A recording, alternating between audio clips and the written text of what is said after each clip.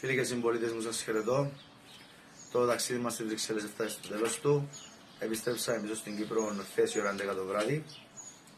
Η εμπειρία ήταν καταπληκτική, αφού εμπλουτίσαμε τις γνώσεις μας. Είδαμε πώς δουλεύει το Ευρωκοινοβούλιο, πού λαμβάνονται και πώς λαμβάνονται οι πιο σημαντικές αποφάσεις, πώς γίνεται η ψηφοφορία. Μας ξανάγισαν σε όλα τα μέλη του Ευρωκοινοβουλίου, όπου είδαμε όλα τα ιστορικά γεγονότα που είναι κατεγραμμένα στο Ευρωκοινοβούλιο. Την τελευταία μέρα πριν επιστρέψουμε στην Κύπρο, κάναμε μια συνάντηση μεταξύ μας, όπου αποφασίσαμε από κοινού πως πρέπει να γίνει μια αλλαγή στις ημερομηνίες της ψηφοφορίας, λόγω αυτών των φρικτών γεγονότων που γίνονται τώρα στις μέρες μας. Από 2-4 Μαρτίου μεταφέρθηκαν στις 12 με 14 Μαρτίου.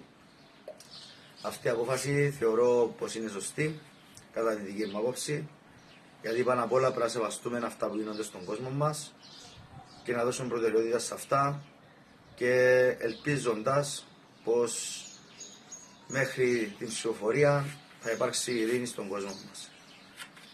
Αυτά από εμένα, θα είμαστε σε επικοινωνία και καλούν υπόλοιπος σε όλον τον κόσμο.